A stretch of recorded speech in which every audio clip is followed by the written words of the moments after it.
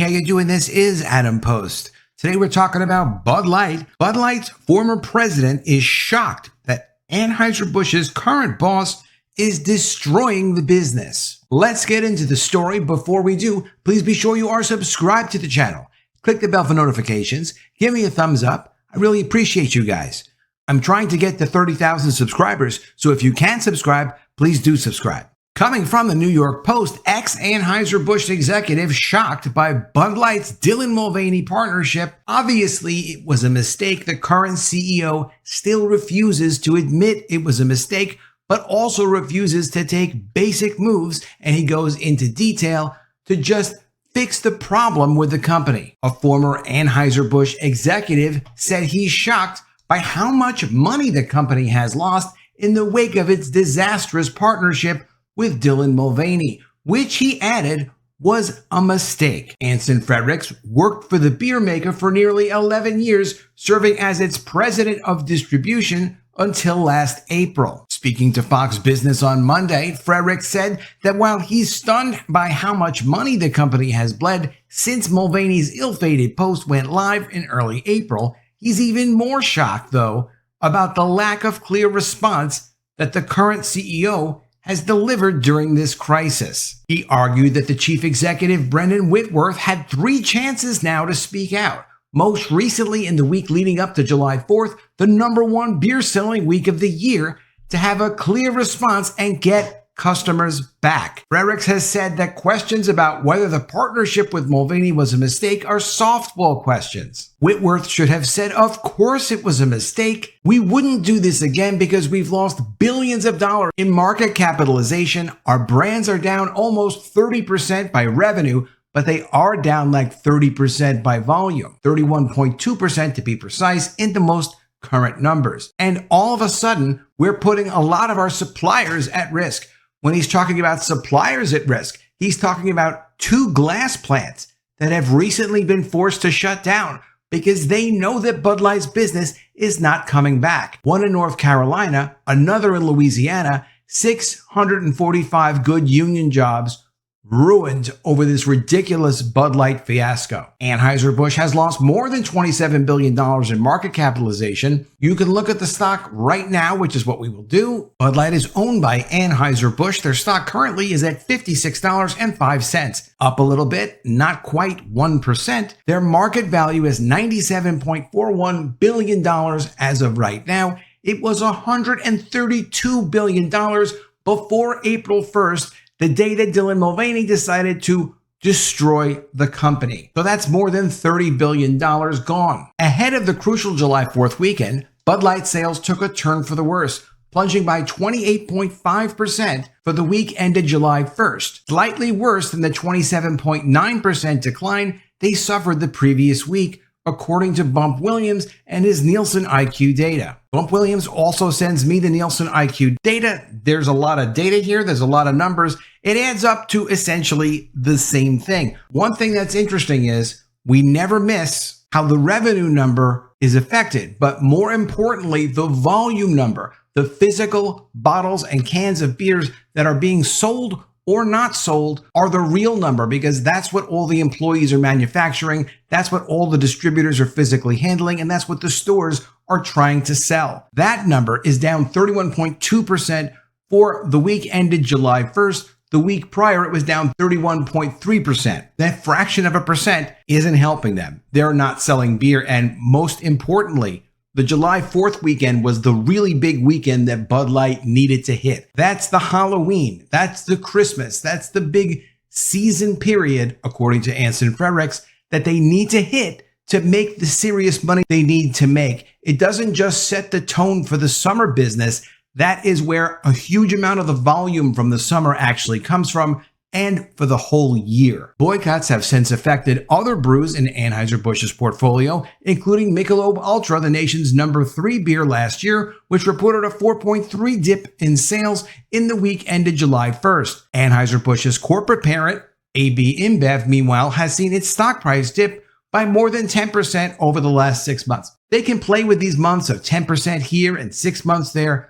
Since the Dylan Mulvaney promotion, it is down more than $30 billion. That's what you need to know. Current CEO of Anheuser-Busch, Whitworth, has refused to say whether Bud Light's partnership with Mulvaney was a mistake and hasn't responded to demands for an apology over this mess. Whitworth was grilled about the beer brand's obviously catastrophic marketing campaign during a CBS Mornings interview last month. In response, the beer boss appeared determined to keep it vague and non-committal. Quote, "There's a big social conversation going on right now," Whitworth said.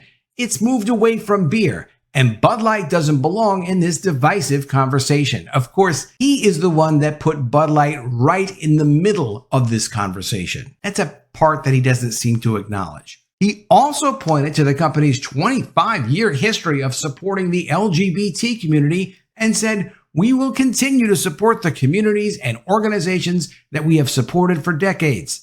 The Post has reached out to Anheuser-Busch for comment, and of course, they have nothing to say. Whitworth hasn't said much to win back Bud Light beer drinkers, and the brand's marketing team seemingly glossed over the controversy as well, releasing a lighthearted commercial that depicted business as usual rather than its tie-up with Mulvaney. I think what they ought to do is have a couple of really beautiful girls jump into a bathtub and redo the Mulvaney promotion, redo the Mulvaney commercial, and create some sort of a transfer, no pun intended, from the Dylan Mulvaney vibe to beautiful girls. Why not? You could actually do that. Pay Mulvaney a little bit of money, jump in Mulvaney's bathtub with beautiful girls. Anything to get people breaking the connection between Mulvaney and the Bud Light beer. In the ad posted on Bud Light's social media pages on Sunday, a picnic goer heartily devours a watermelon while inclement weather sends others in the area scurrying for cover as paper plates and cans of Bud Light are sent flying. The woman eating the watermelon observes the chaos surrounding her and simply continues on as if nothing happened.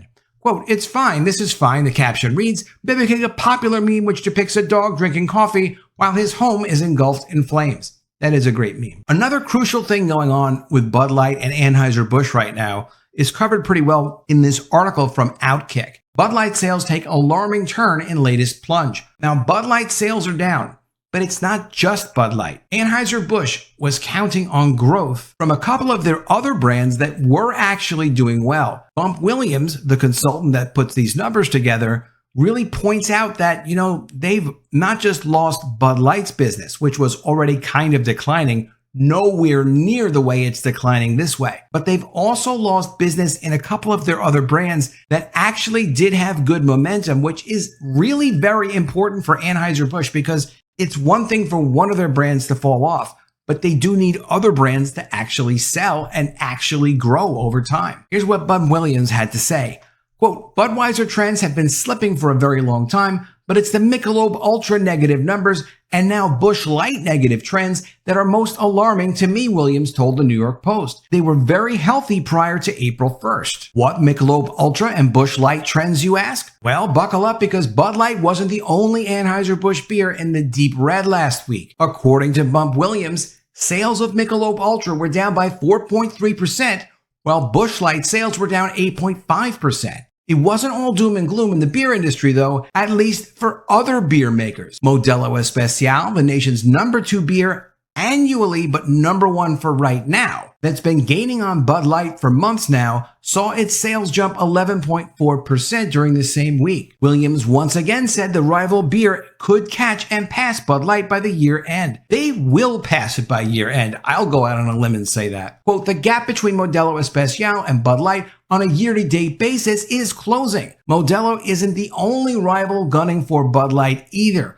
Williams, who's based in Connecticut, said other beer brands show significant gains over the holiday week, with some New England stores selling out of Yuengling, Miller Lite, Coors Light, and Modelo. According to the Post, Bud Light's brand commands an 8.7% share of the beer market year-to-date, with Modelo Especial creeping up from behind with an 8.1% over the same period. This is also now the second month in a row that Modelo is the top-selling beer in the United States. On an annual basis, it's creeping up against Bud Light, and pretty soon, especially after these July 4th numbers and all the subsequent weeks start to come out from the rest of the summer, it's going to be obvious that Modelo is going to beat Bud Light. Let me know what you think in the comments below. Are you shocked like Anson Frericks that the current CEO, Brendan Whitworth, will not fix address, or even honestly talk about the problems that they have with Bud Light, which is very quickly becoming problems that they have across the entire Anheuser-Busch company. Let me know what you think